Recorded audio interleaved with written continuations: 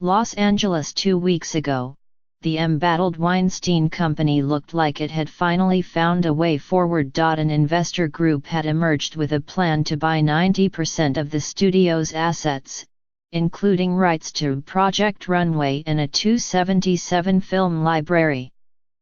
The new company would be primarily led by women. For the Weinstein Company, crippled in wake of sexual misconduct allegations against its CEO owner Harvey Weinstein, the offer was the only way to keep the studio intact and its 150 employees working. Other potential buyers only wanted to cherry-pick properties, and the studio was nearly out of money to keep running. But the Weinstein Company's board, or at least the 3 men remaining on it, said late Sunday that the sale talks, which had been teetering since a lawsuit had been filed this month by the New York State Attorney General, had fallen apart. By Monday, finger-pointing over who was to blame had begun.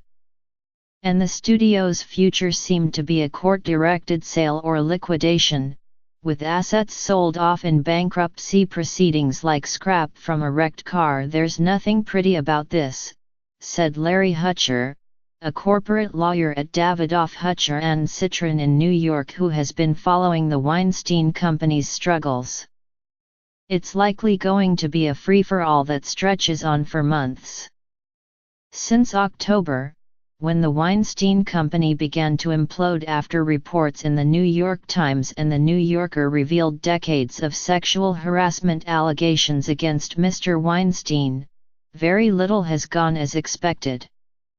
At one point, 2 female-led investor groups were competing to buy the assets, with one intending to give profits to organizations focused on ending harassment, sexual abuse, and discrimination. So there is always the possibility of another twist.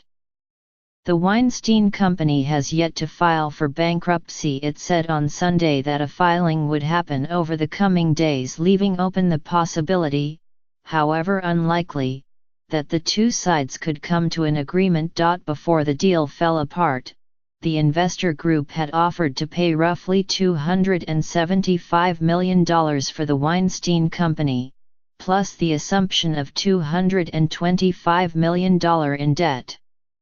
Leading the effort was Maria Contreras-Sweet, who ran the Small Business Administration under President Barack Obama. Backers included Ron Burkle, the billionaire investor, and Lantern Capital, a Texas private equity firm. "It appears that this transaction has now ended," Ms. Contreras-Sweet said in a statement on Monday, adding that the Weinstein Company's move had surprised her. "While our efforts did not materialize as we had hoped, I am grateful for my investors who saw the compelling value of a women-led board." The Weinstein Company declined to comment. In announcing its bankruptcy plans on Sunday, the company's board said in a statement, "While we recognize that this is an extremely unfortunate outcome for our employees, our creditors, and any victims, the board has no choice." The studio also made public a sharply worded letter that it sent to Ms. Contreras-Sweet and Mr. Burkle on Sunday that blamed her for failing to keep your promises about interim funding. It was in November when Ms. Contreras-Sweet first sent a letter to the board outlining her proposal. "I will be chairwoman of a majority female board of directors," she wrote. "Women will be significant investors in the new company and control its voting stock." She also proposed creating a fund for victims and establishing a mediation process for reaching settlements. After failing to find other buyers who would keep the studio intact, Lionsgate, Shamrock Capital Advisors, Killer Content, and the Cotter Company Bain Media Group were among those considering various pieces. The board entered into exclusive negotiations with Ms. Contreras-Sweet's group in late January. Most of the studio's all-male board had quit in early October. Those who remained were Mr. Weinstein's younger brother, Bob Weinstein, Tarek Ben Amer, a Franco-Tunisian financier and film producer, and Lance Marov, an executive at the advertising giant WPP Group.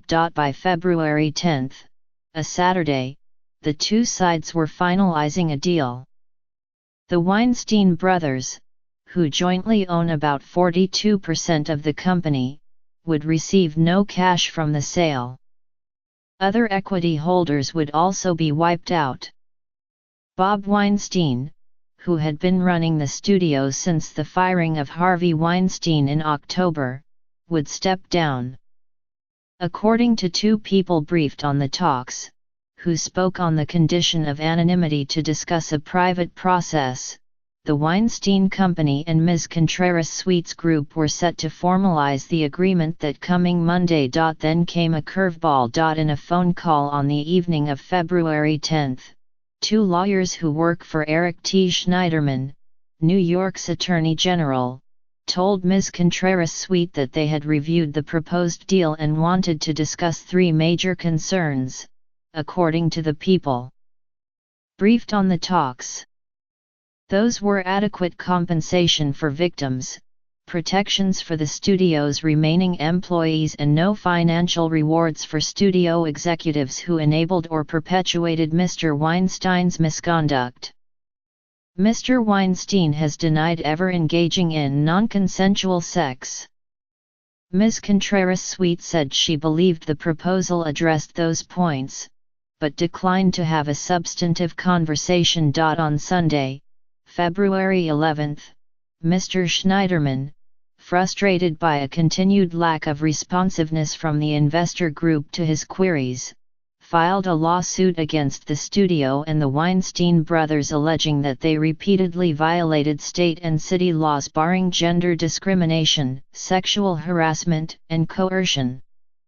And he held a news conference the next morning in which he publicly stated his three requirements for a deal. As of yesterday, there was no deal that would have met these standards, he said. In particular, he said, there was no victim compensation fund. By the end of that week, Mr. Schneiderman had started to get what he wanted. The Weinstein Company, for instance, fired its president, David Glasser, on February 16. Mr. Glasser had been expected to run the new studio. Mr. Schneiderman had pointed to him as one of the managers who perpetuated Mr. Weinstein's behavior. Ms. Contreras Sweet and Mr. Burkle also met with Mr. Schneiderman and discussed plans to create a full-fledged victim compensation fund, ultimately earmarking up to $90 million. But the Weinstein Company emailed a letter to the investor group on Sunday saying the deal was dead. Over the past 2 weeks, we had very productive discussions with both parties, Eric Suffer, Mr. Schneiderman's Director of Communications and Senior Counsel, said in a statement on Monday. We are disappointed that despite a clear path forward on those issues, including the buyer's commitment to dedicate up to $90 million to victim compensation and implement gold-plated HR policies, the parties were unable to resolve their financial differences. Mr. Suffer added, we will continue to pursue justice for victims in the event of the company's bankruptcy. Bankruptcy would push the pause button on the many lawsuits, some of which predate the harassment revelations, that are pending against the company. Think of it like musical chairs, said Jack Tracy, head of legal analysis for DebtWire, a distressed debt research firm. The music stops and then a judge puts everyone in their chairs one by one. Lawsuits can continue against Mr. Weinstein personally unless he makes his own bankruptcy filing. The Weinstein Company could pursue a Chapter 7 filing, which involves the appointment of an independent trustee to run a liquidation. Filing for Chapter 11 is perhaps more likely, because it would allow the studio more control over the sale of assets. The important thing in the case of this particular company, Mr. Tracy said, is that bankruptcy allows assets to be sold free of liability.